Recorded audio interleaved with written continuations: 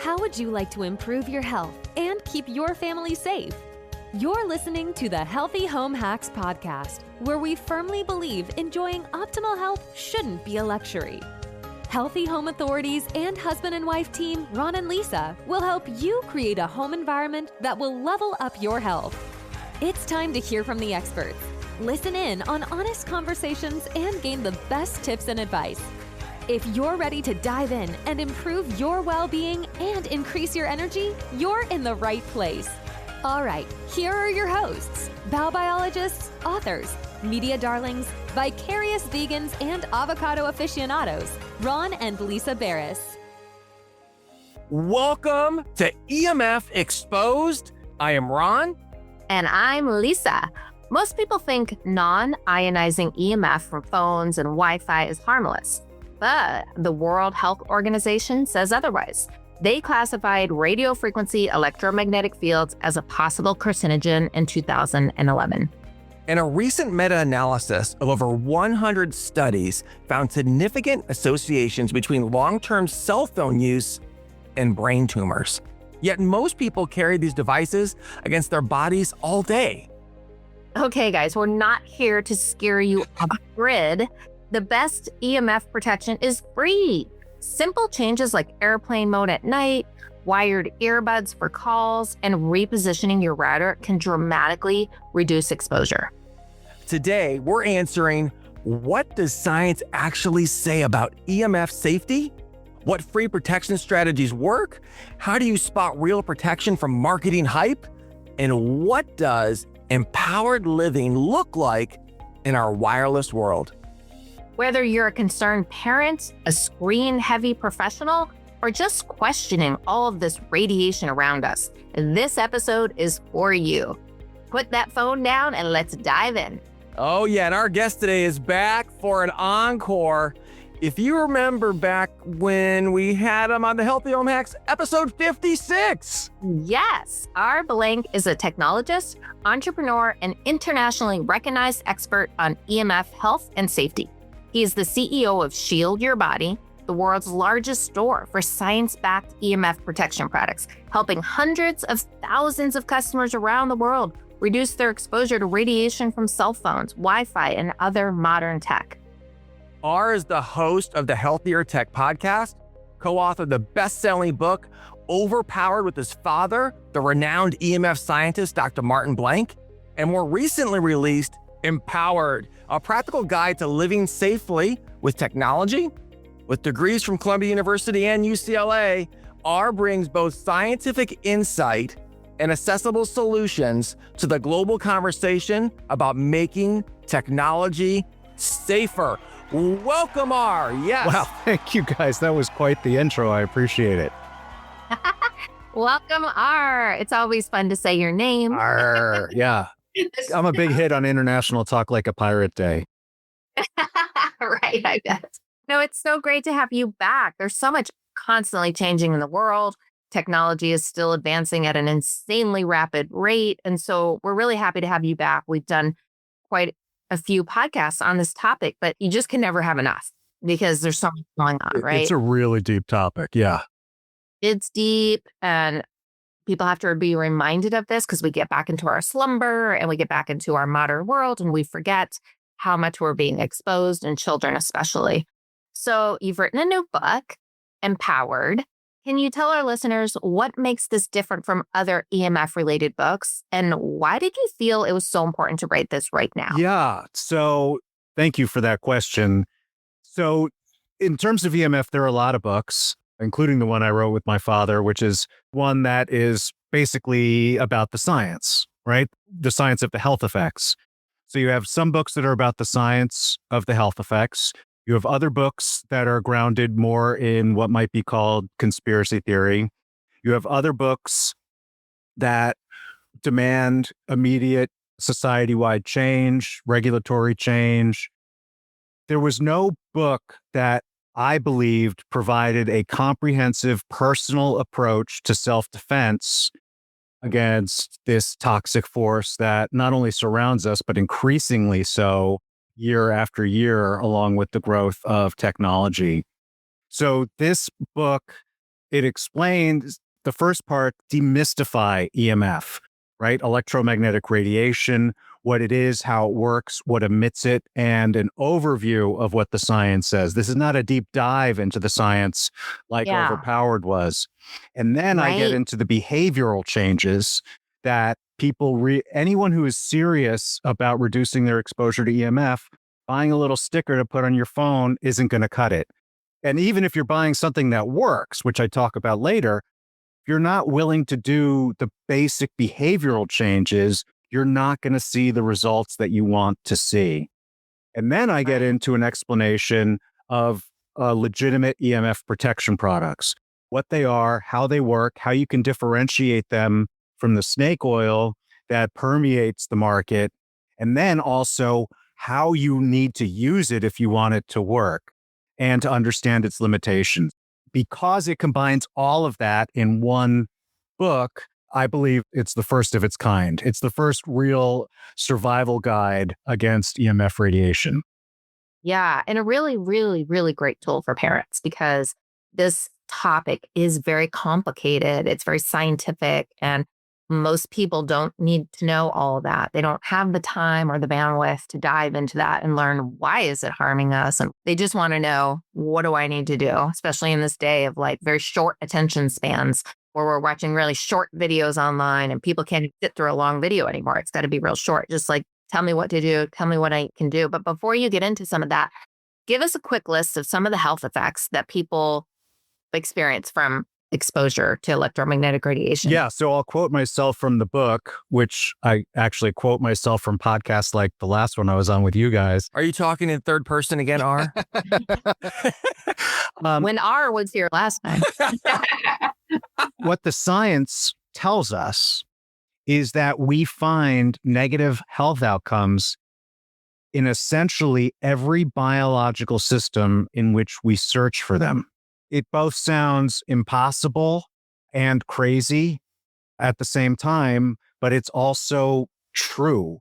And so in terms of humans, I mean, everything from sleep disruption, which by the way is very widely accepted now. It's why blue light glasses are popular. Sleep disruption, anxiety, depression, all the way up to obviously cancer and neurodegenerative diseases like Alzheimer's and Lou Gehrig's, and essentially everything in between. Everyone who's listening, understandably, is very concerned about human health. But just to underscore how it's found in every single biological system, we see it in plants, in seed germination, in trees. We see it in animals. Dairy cows are very well studied on this, marine life. And we see it in insects and birds where migratory patterns are disrupted, the links to colony collapse disorder. So it really is linked to essentially every biological system where the funding exists to investigate. That's powerful. I mean, yeah, everyone's like, why are birds falling out of the air? Why are the bees dying? Why are trees in certain areas not growing? Yeah. Where we'll see that. You'll see plant. You'll see a cell tower on one side of a wooded area, and you can see the pattern. Near the cell tower, the trees get thinner and thinner and thinner. And right. You see it over and over and over again. Right. Because we're all energy, and we have an energy system that's disrupting our energy. What do we expect? Yeah. Right? So that I try to make that point in the book as well, right? EMF exists, this form of energy, electromagnetic radiation, this exists outside of cell phones and power lines and your Bluetooth headset. It exists on Earth, but it exists in very specific forms and in very, very low doses. And the main source of this energy on Earth is the sun. And the sun emits an unbelievably massive amount of it, but by the time it gets to Earth, it's incredibly low. We're talking trillions of times lower than what you're exposed to walking around a city. Not only was it low, like I said, it was very specific types, very specific frequencies, and also a regular pattern, a consistent level. What we have now are pulsated, incredibly high power levels of different frequencies that don't exist in nature. But our bodies, and indeed all life on Earth, evolved in a certain electromagnetic environment that we are now overpowering with all of our human technology. And so, to your point, the energy environment in which all life emerged to thrive is what we are effectively destroying with the byproducts of our modern society. Right. We are the man-made. So the electromagnetic I'm sorry, Lisa. I radiation. prefer the term human-made. Oh, Oh, okay. oh, okay. Non-gender. We're going there. Okay, let me be politically correct Yeah, I'm here. going to cancel you when this is done. I know. The electromagnetic radiation spectrum. So when you look at that, when you look at a visual of that, maybe we could link to that in the show notes. You know, you've got the man-made and the natural made, or human-made, natural made. And so it sounds like what you're saying is, yeah, like the earth, you know, the earth has a frequency, the Schumann resonance and the sun and all of this, and our bodies adapted to that. But we've got all this bombardment of man-made technology that hasn't been around that long. And that we are like playing with, what would you call it? Like Fire. Yeah. I guess we're playing the fire, Yeah. you know, and it's like the guinea pig generation. Yeah. Still. Because That's exactly. like 5G. We are the experiment, because this isn't just true with EMF emitting technologies.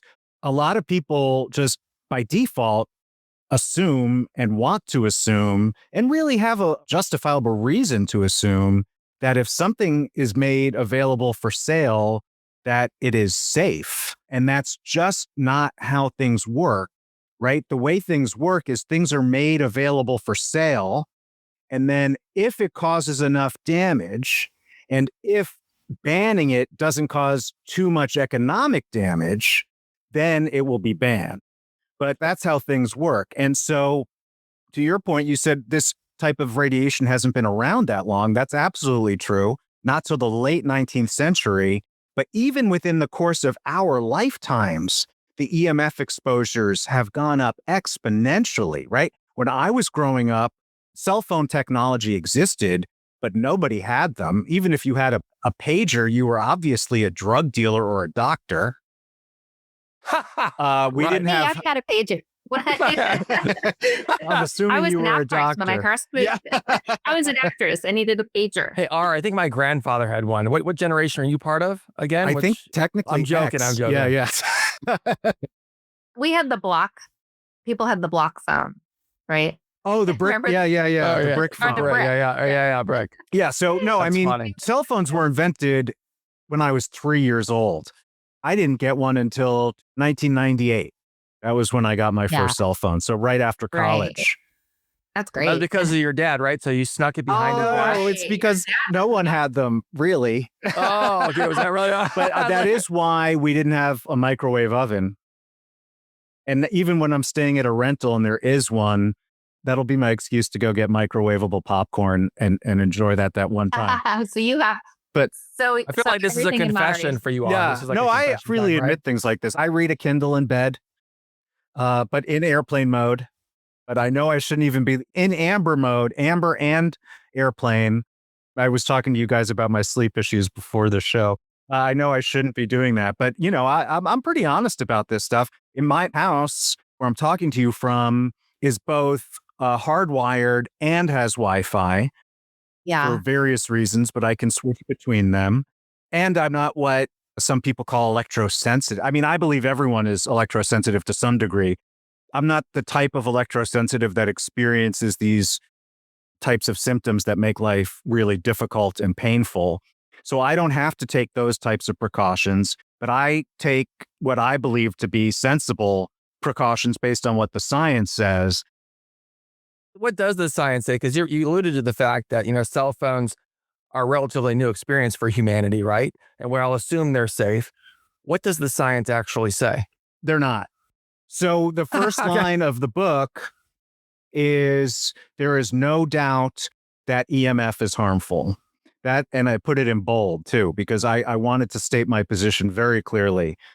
If you're talking about cell phones in particular, that science only goes back like 20 years. But if you add in cordless phones, that starts to go back now approaching 35 years. And then if you add in other similar forms of this radiation like FM radio and radar, you're talking about 60, 70 years. And then if you add in other forms of EMF, that actually the first study, the oldest study I cite in the book is from 1924. So we're talking about over a century of a body of scientific research demonstrating. So, I mean, I gave you very broad terms when I answered this question the first time in this interview. So to get into more specifics, one area where the science is incredibly strong with cell phones is on male sperm health. And men who carry their phones in their pockets have much higher incidences of infertility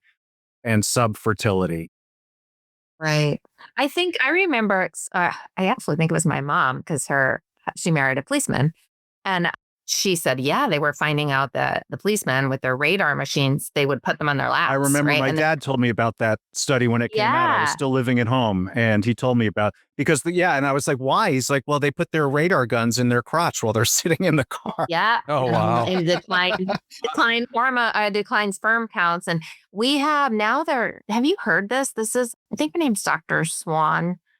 I want to say she said, I don't know her exact title. I was going to say endocrinologist. I'm not really sure, but she studies toxins and is pretty world renowned. And I think it's her that predicts by the year 2050, sperm counts will be like 0. Have you heard this? Oh, yeah. I don't know if it's 0 or I don't remember specific years or numbers. I know that already around the world, fertility, I think it's something like down by half over the last 40 years. I believe EMF is a cause. I mean, like with a lot of let's call them the acute symptoms of EMF exposure, I believe EMF is just one of multiple toxic forces. And really, and this is really in your guys' wheelhouse, what humanity is responding to, actually all life on Earth is responding to, is an overflowing toxic load, because EMF is just one of the toxins that we are polluting our environment with. And so I believe the drop in fertility is due to multiple toxic factors. But I will say in the studies that I'm talking about, when men stop carrying their phones in their pockets, their sperm health improves within 24 hours because sperm regenerates every 24 hours. And so that shows a real cause and effect relationship. We need to bring back the man purse. Yeah, well, that's a bunch of the products I make are specifically designed to make it safer to carry your phone. So I have pouches, fanny packs, sling bags, purses. You're bringing back the 80s, We went to an 80s party this week. We just went to an 80s party and I made Ron wear a fanny cap with his mullet. Yeah. And he did. Ron's a trooper. He did it. I'll send you one of mine. I have one that could go at an 80s party. Okay, we could have been Nice. protected. That's vegan leather. Yeah. Nice. Oh, okay. Very nice. Yeah. You're all in. That's right. The endocrine disrupting chemicals that we've got in parabens and phthalates and BPA and the plastics and the pesticides, the atrazine, which has been proven to turn male frogs into female frogs. That was a study out of Berkeley. Yeah. At the feminization of these frogs, male frogs that were laying eggs, creating eggs, and then some of them turned into full females. This is fact, you guys. I know this sounds crazy. No, it's absolutely fact. Sometimes this happens due to just increases in ocean temperature because due to changing climate. And some of these species, they've just evolved so that the temperature of the environment helps determine their sex and genitalia. And so It's not even that this stuff is toxic or not toxic. My perspective, it's that we're changing our environment so rapidly that life requires a certain amount of stability. I'm not talking just about, nice financial security, a good 401k.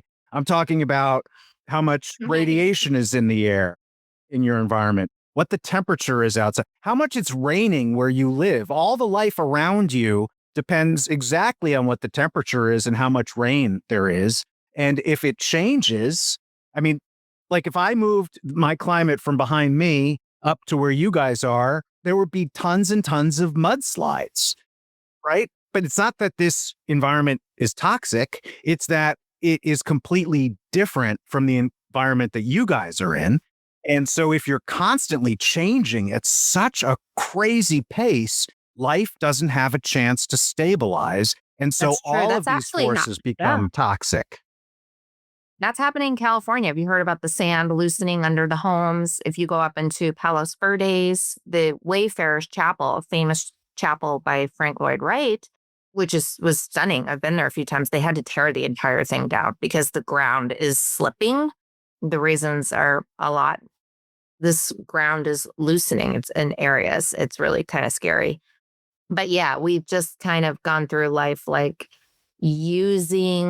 taking from nature with like lack of respect for the natural environment and even the animals. And like you said, the birds and the insects, like people not really thinking about the consequences of these choices, even the chemicals that Ron and I like focus on. It's so devastating.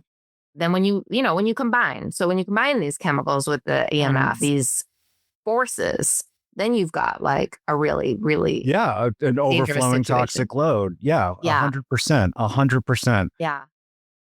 And everyone's so worried about 5G. Give us a little input on 4G, 5G, 6G. What's down more, the pipeline? Right? I mean, more. It's just more. And just to give people an understanding, very top level of why it's so much. So even if 5G hadn't come along, every year there would be more wireless devices because that's just where technology is going. Whether it's Bluetooth, Wi-Fi, 4G, you'd have, a few years ago, your thermostat wasn't going to be a source of EMF. And now it is. Your door lock wouldn't be a source of EMF, and your doorbell wouldn't be a source of, but all of these things are becoming new sources of EMF. So it would be growing anyway. Your meters, your water meter, your gas exactly. meter. Anyone even paid attention to that? Thing about 5G that I would like people to understand is that it was engineered, yes, to be faster so that you can download a movie in a nanosecond because we all need to do that. It wasn't just engineered to be faster. It was engineered to support orders of magnitude more devices on the network. And so by deploying 5G, they're creating a landscape for the rate of growth to accelerate in terms of the number of these sources around us. And so that is the part about 5G that I think is most harmful to human health. I don't believe that the 5G frequencies are inherently worse or better than the 4G frequencies. We do tend to find clustering of different health effects at different frequencies. So like, at least in terms of what the science says. So for instance, the melanomas were really in the science linked to FM radio. That doesn't mean other forms of EMF don't cause melanomas, but that at least that's what the science says. Whereas brain tumors are obviously more linked to cell phones and cordless phones. You can see clustering of specific diseases appear in the science based on different frequencies, but there are no frequencies that haven't yielded, that have said, oh, that's safe. Let's roll that out unregulated. I was going to say, Brad, when you asked your question earlier, it's like, what's the perception on, is it safe or not? It depends who you ask. If you ask the cell phone industry, everything's safe, right? Well, if you ask them, yes, but if you read their manuals, no, right? So, this is the whole reason that cell phone radiation regulations exist, is because even the most bought and paid for regulatory authority in the entire world says, hey, man, there's a limit to how much this can emit, because over that limit, it starts to get dangerous. The thing is not only is that limit way too high, but they don't actually even enforce that limit. But the whole reason the limit exists is because everyone actually, when push comes to shove, agrees this stuff is harmful. And if you read the iPhone manual, you're not supposed to hold it against your body. Well, that's strong. Right. Then the fine, who's reading that pamphlet? Yeah, exactly. Right. And so I guess R did. You read it, right? Sounds like yeah. I've read a lot of these manuals. I read stories. Did that read it too? I think I talk about this, and I've talked about it a lot. I think it's in Empowered, but there's a model of a Dell laptop They call it a laptop. They don't try to cover it and say, no, it's a notebook. It's a laptop that if you read the manual, you're not supposed to use within 8 inches I of your hope it's body. not mine. I'm on a Dell right now. That's what I was looking at too. But I'm Right. wired. I'm wired up right now. Yeah, but no, laptop, I mean, that's good. That helps. But laptops are also big sources of the extremely low frequency Right. radiation that comes from electronics. I wonder, you'll have to send us the model. I'd like to put that in the Okay. you'd model that in. Are from your research, I mean, do you suspect this is all nefarious by nature, or is it just negligence? So to step back a little bit, and when I say a little bit, I'm talking about 100 years or so, even 200 years, the science around electromagnetism, it's really only like 300, maybe 400 years old, depending on how you want to count it. They apparently have found some ancient batteries from Baghdad, so that would be old. We watch Ancient Aliens too. In fact, yes. The light bulb. Avid fans, Didn't they have yes. the big light bulb in But the? in general, the scientists like Galvani, Faraday was in the 19th century, but we're talking the last 300-400 years. So it doesn't go back that long. And as it was emerging, the belief was this stuff was actually benign. And that was, my father was one of the leading advocates on EMF health effects. And yet he didn't learn that this type of EMF was bioactive until 1987. And so he got through 2 graduate programs at the 2 of the leading universities in the world and became a professor at Columbia University Medical School teaching this. And so he went through all that time firmly believing that this form of EMF was benign, it was safe. And it was only when he started in 1987 when he met Dr. Reba Goodman, and they ended up doing a lot of work together over the years. That was when he started realizing that assumption was wrong. Good for him for admitting that instead of sticking to. Yeah, he was definitely all about the science. There was no room for anything that couldn't be measured in our house. But the reason I give that background is because I believe that people really believed that. But then there was a lot of science emerging. I mean, by the time in 1987, it had been, 40 years since the end of World War II. And the 1940s, 1950s, 1960s, the military, both the US and Soviet, had done tremendous amount of research into this because they were concerned about their militaries and all of these. And so the body of science. That's a great point. Wasn't the microwave created by the Russians for like a portable military device to heat food? Wasn't that initially, and then it was banned? I am not aware of that origin Supposedly story. the scientist who discovered it, the candy bar melted in his pocket. That's the story I've read.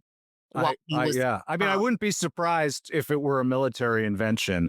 And I actually don't know which came first, the microwave or the television, because they're very, very similar, just very different power levels, obviously. Just quickly to wrap back to finish that point, I believe that people honestly, like for hundreds of years, believed this stuff was safe. And there wasn't enough of it in the environment to really change anybody's mind or make it a pressing social issue. But as the technology started spreading and as the science continued evolving, there was, I believe, very significant corporate interest aligned against legitimizing the reasonable conclusion that of the story the science is telling us. And Overpowered goes into great depth about how business has corrupted EMF science. Empowered, the new book, because it's more about protection, but I do include a chapter in there about it as well, because I think it's very important to the story. It's very similar to how Big Tobacco fought back basic regulations for decades and decades on something where the public health science was obvious to end, like you're inhaling tar. Yeah. Like how is this? 4,000 chemicals in a cigarette, I believe. Yeah. Including formaldehyde. Yeah. And so, and I cite some of this work in Empowered. There's multiple reviews of the science that correlates funding source to conclusion, right? So like if a wireless company is funding a study, it's 73% likely to show that EMF is fine. If the source is public funding, it's like 85% likely to show negative health effects.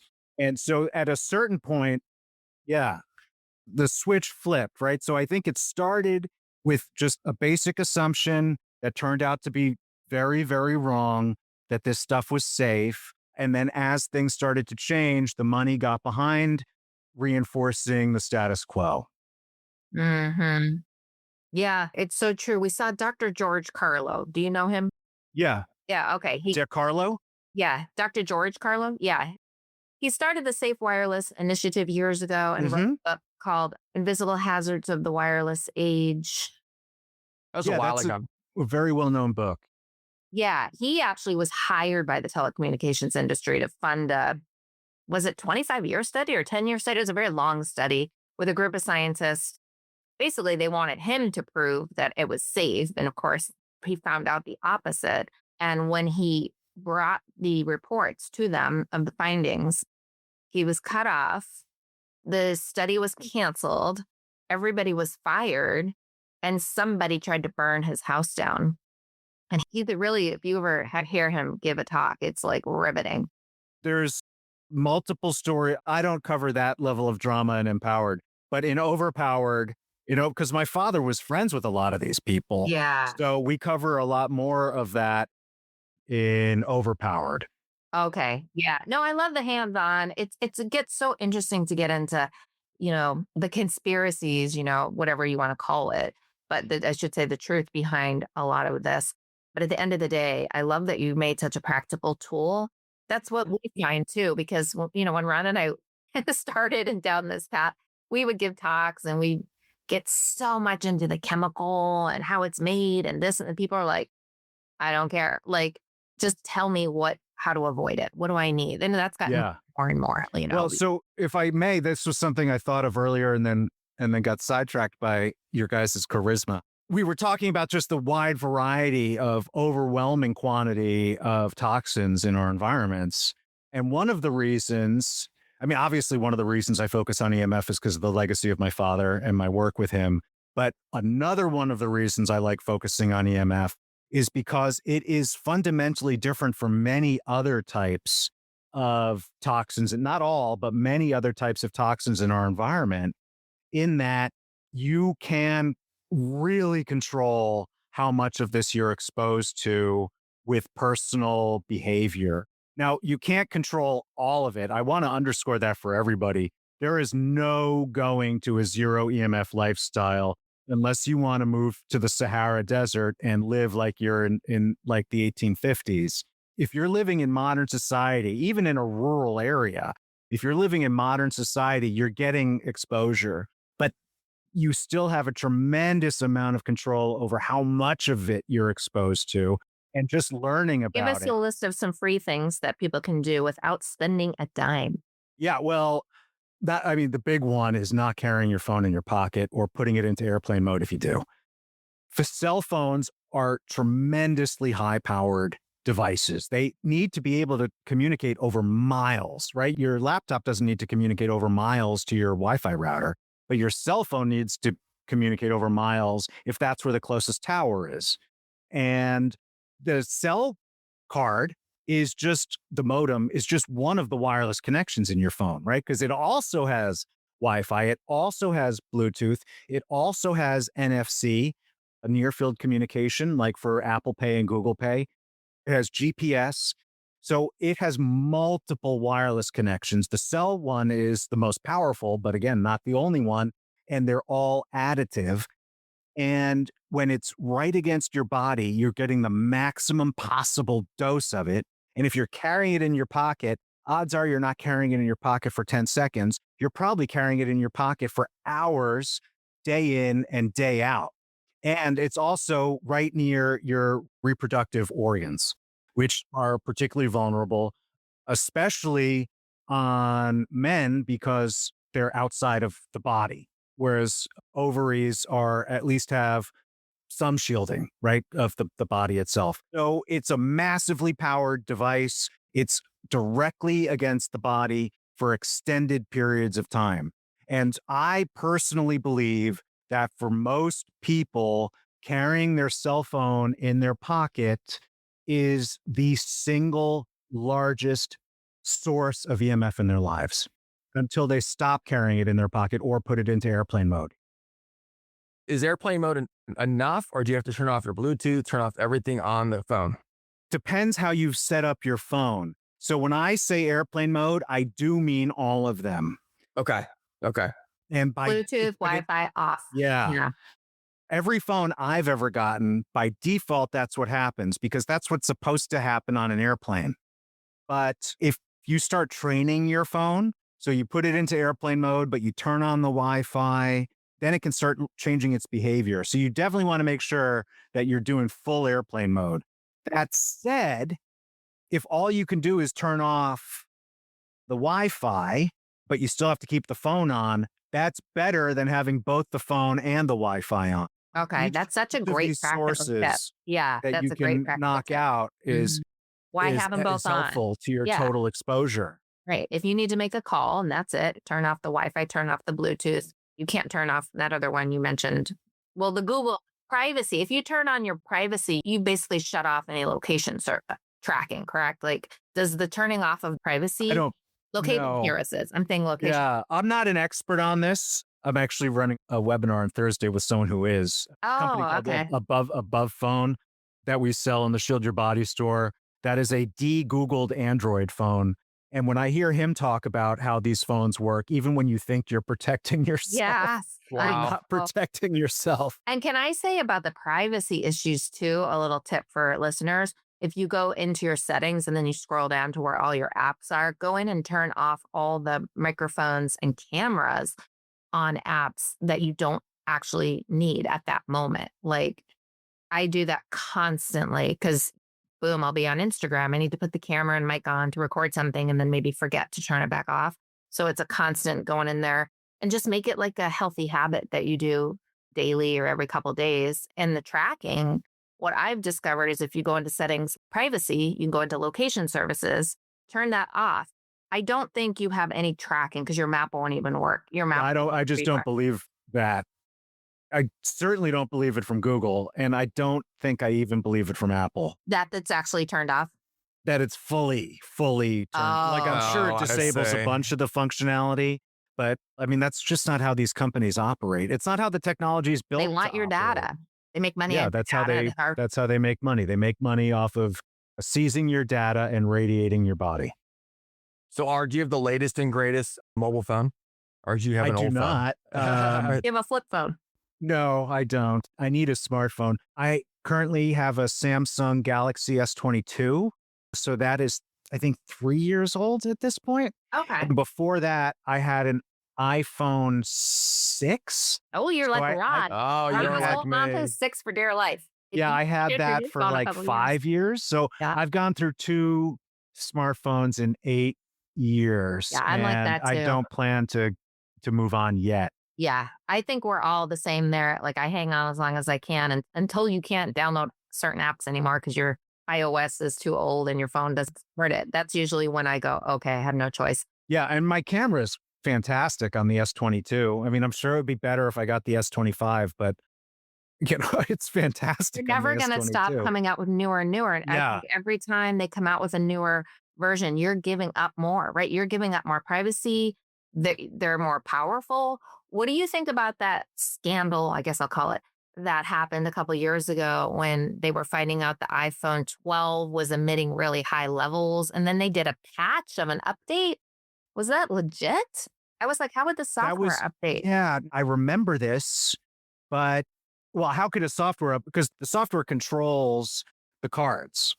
And so it could throttle communication protocols so that right? Because the more data you have to transmit and the further you have to transmit it, the more radiation your phone is giving out. So that's why your phone emits more radiation when you have 2 bars than when you have 4 bars. And it emits more radiation when you're streaming Netflix than when you're sending an SMS. And so you can control a lot of that through software, and that's how they would do that. And in answer to your question, what did I think? I was like, yeah, no kidding. Because, so I do talk about this in the book. A few years ago, the French government did an audit of 300 different cell phones that were currently on the market. And they found that 88% of them, almost 9 out of 10 of them, emitted more radiation than they said they did.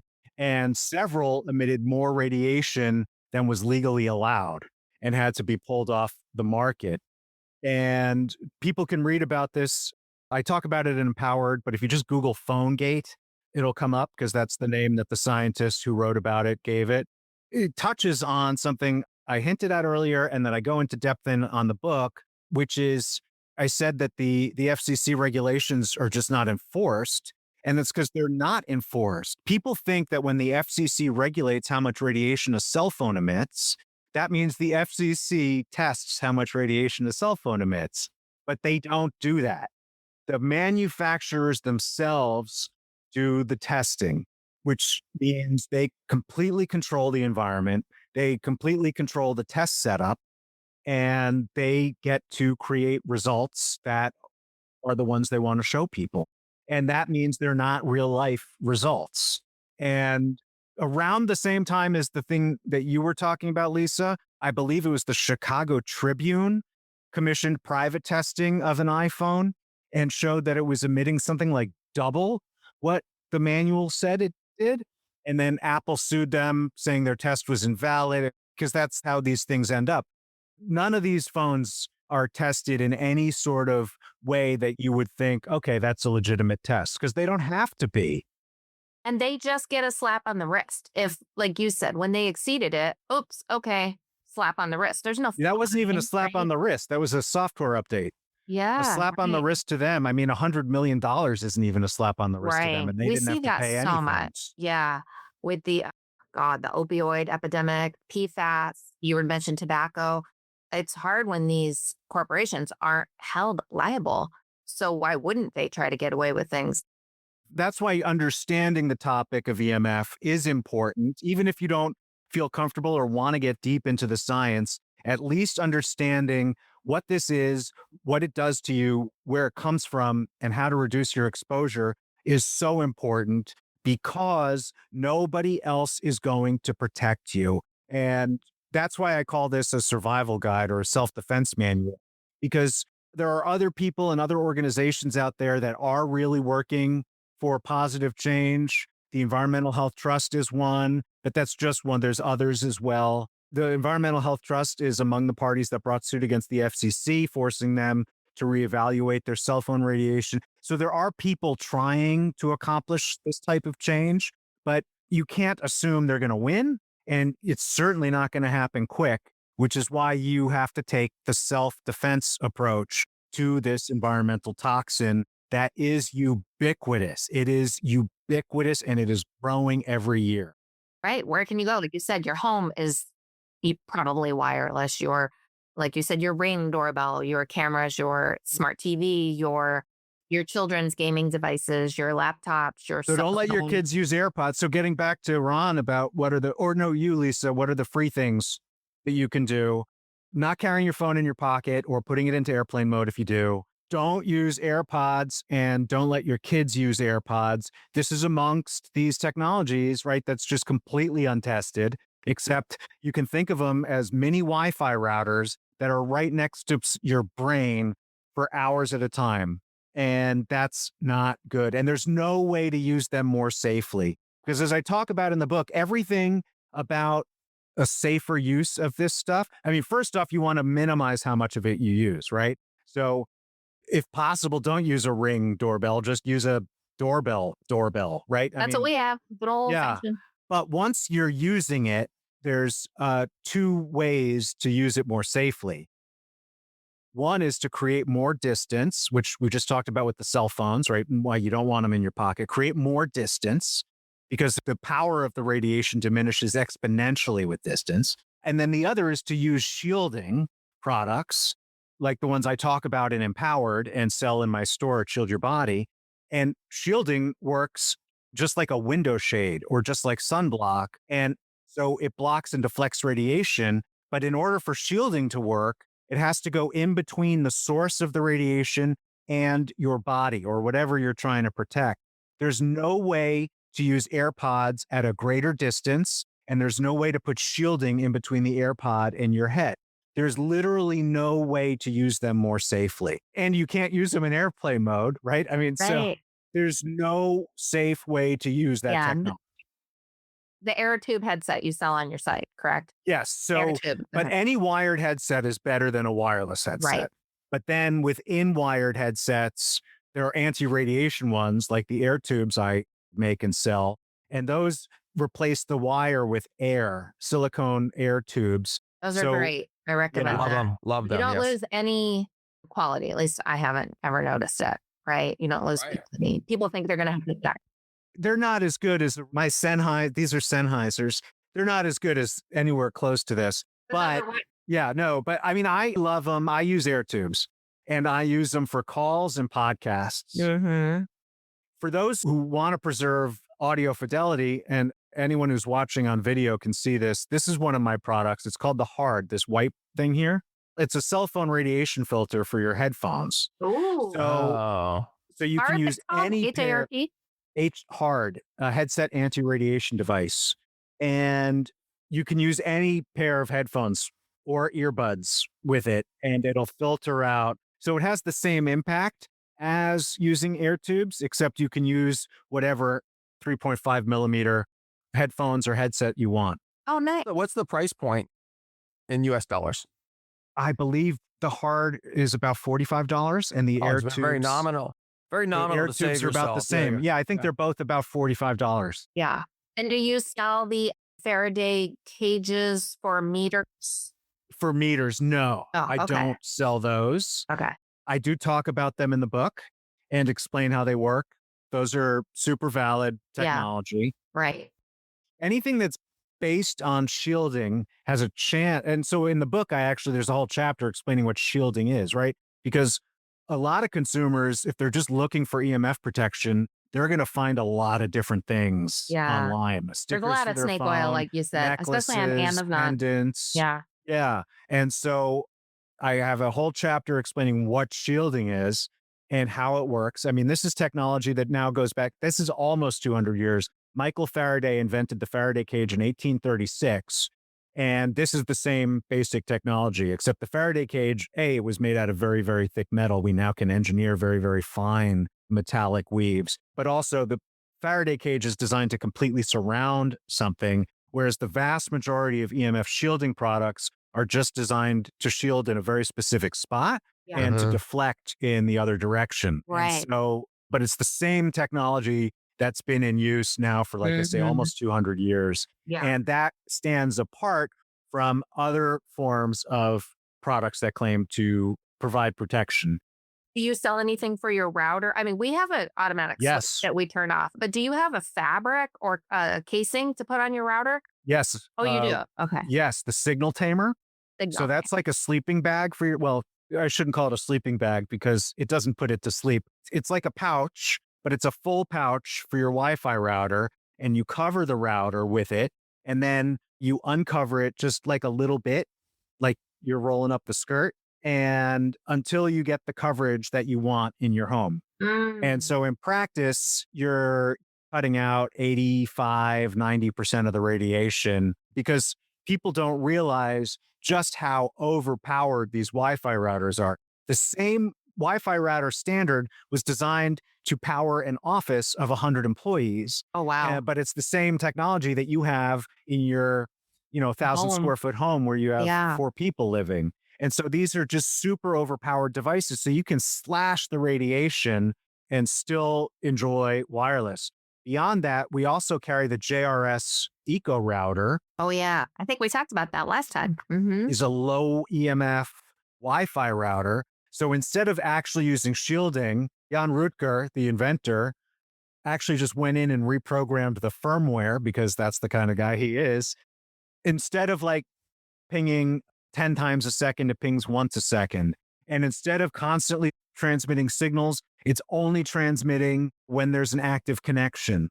And you can actually use a dial on the side to fine tune how much power you want it sending out. Okay. If you feel like you're not getting enough. So you don't need to use shielding. Basically, it's 90% less EMF when you're using it and 100% less EMF when you're not using it. Yeah. And it's a Does it have a fantastic wire device. connection as well? In addition to being wireless, is it dual? Yes, it is. It's dual. Okay, You excellent. could switch it. Oh, that's great. Yeah. Right about the time this episode's coming out, the new model will be up on the website. Excellent. Oh, right. Okay, perfect. That's so important, listeners. And also the book, Empowered, does explain how to hardwire your own home, giving just step-by-step instructions, as well as alternatives if you don't want to run Ethernet cables around your whole house. There are power line adapters that you can use, so you can use your electrical circuitry to conduct the internet around your house. Wow. That's actually what I use here because I have solid concrete walls. I don't have drywall. And it was just the project would have been crazy. Yeah. And so I just used the power line adapters to Nice. hardwire my home. Oh, that's fantastic. Yeah. I say, listeners, ours said turning your phone on airplane mode and then also turning that router off, wireless router off at night or shielding it at night or during the day. Something with the router. That's another biggie because you don't have to be exposed 8 hours while you're sleeping every night. It's completely useless exposure when you think about it. You're not benefiting from that. In fact, you're harming yourself and you don't have to do that. It's not like you're on your computer in the middle of the night. So I love how you're quote unquote empowering people to live a better life without hiding in the woods. Against the other one, you and your dad's. So the big thing, can you leave listeners with kids and why this is so important for babies and children? Because we see little kids all the time now on their wireless devices non-stop. You can't go out to dinner where the kid's not get the iPad slapped in its face. And, everywhere you go, that's the new babysitting tool. So, the younger you are, the more vulnerable you are to damage from these toxic forces. Obviously, in utero, you're going to be the most vulnerable. There's science that I cite in the book about miscarriage rates for women with higher EMF exposure being almost 3 times higher than the control group. And that's just one example.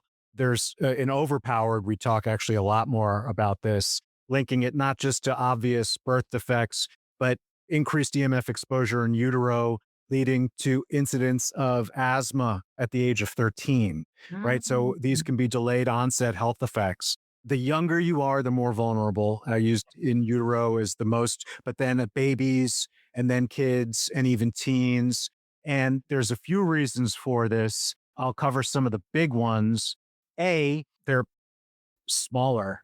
Yeah. Right. Which means the same amount of radiation. If that penetrates a half inch into me, that's a lot less of a percentage of my body than a half inch into a fetus or a baby or a child or even a teenager. Yeah.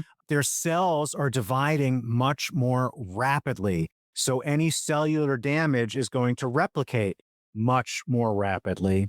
Yeah. And they have much longer to live with the impact of that damage, right? So if I have a damaged cell now, older, if I have a damaged cell now, right? I mean, I'm going to have to live hopefully 40, 50 years with it.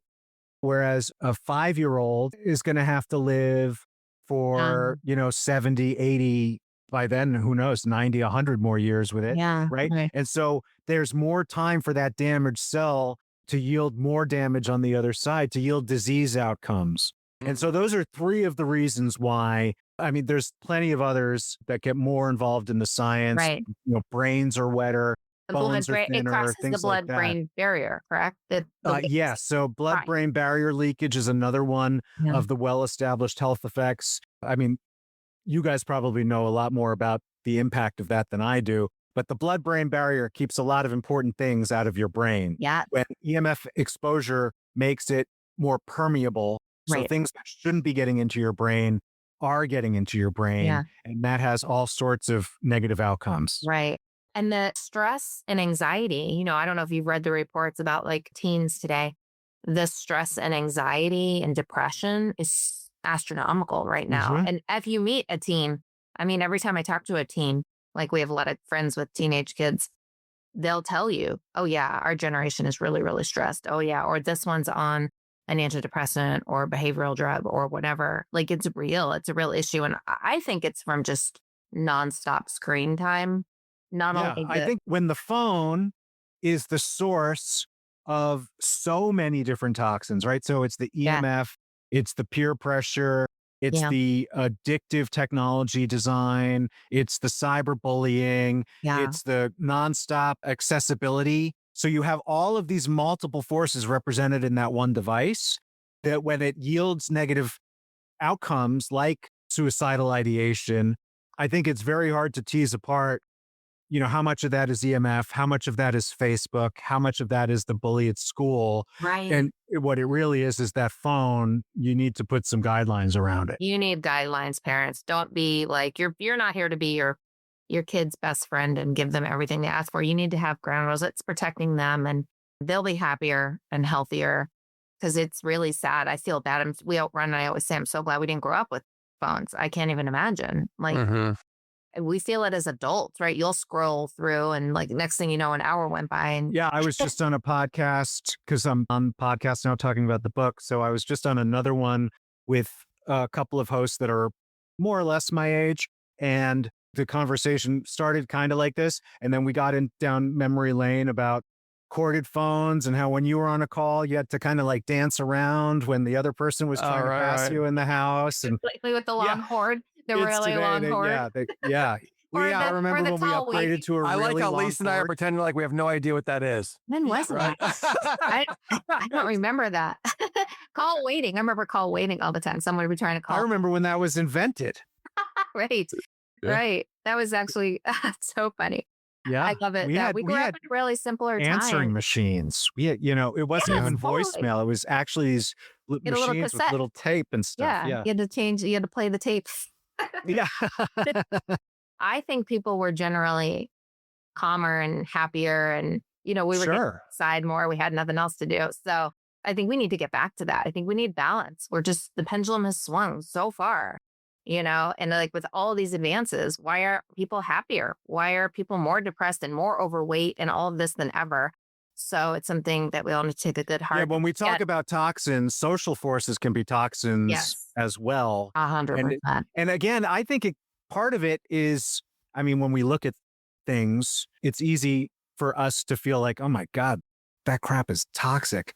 But the other side of it goes back to what I was saying earlier, which is it's not just that. It's how quickly things are changing and how there's no stability and how there's like nothing you can just like get a baseline around. And that's disruptive to every aspect of life, physiological, biological, physical, mental, emotional. So it's all of these forces. I believe the real toxicity is coming from the rate of change in our environment. It's very disruptive. Not giving any grace to biology to have time to catch up. Right. That's so well said. Great thing to leave listeners with. If you had anything that you hope every listener walks away with understanding after reading your new book, Empowered, what would that be? Oh, well, that you are in control. Again, you're not in control. You can't get to zero, but within the range of reasonable outcomes, you have a tremendous amount of control. Protection products can help, but it's really the knowledge and the behavior that really helps and that sets the groundwork for everything you can do in your life. EMF can be very scary for a lot of people, especially when they come to it, because the science is so, like we started with, we see the effects in every biological system. That's over, and you can't see it, you can't smell it, you can't touch it, you can't taste it, but everything emits it, and all the tech you love emits it, and your kids are addicted to it. And so it just becomes this overpowering force. And it can be easy to be really intimidated, can be easy to be afraid, and it can be easy to hesitate to take action. And Empowered exists to really demystify the process of empowering yourself, to demystify the landscape of information from misinformation, and to help people decipher what is real protection and what is snake oil. There's a lot of snake oil out there. I see some crazy things. That'll be another show. We need to have you back, talk about snake oil products to be aware of. And also, I love what you said. And just knowing that not only are you in control, that every little thing does matter. So people get overwhelmed, especially with chemicals and things. They'll say, it's too much. I can't do it. Well, just do one thing. Just change that laundry detergent to a non-toxic. Just reduce, turn your phone on airplane. You don't have to. Rome wasn't built in a day. And I think that's where people get overwhelmed. Just like a diet, you're not going to lose 20 pounds in a week, but you're going to take this baby steps. And then before you know it, you're reducing your toxic body burden. And so you're going to be getting closer to the finish line with every Yeah, exactly. Very well said. Ron, did you have any last words? I was taken away. I feel so empowered right now, right? So it's great. From overpowered to empowered. Yeah, so thank you for your work, Ari. You really are a catalyst out there for change. So we appreciate you. Thank you. And if I may, the book is Empowered. It comes out on September 15th, and your listeners can sign up for the wait list at shieldyourbody.com/empowered. And on launch day, we're going to have really special pricing because we really want to tweak the Amazon algorithm.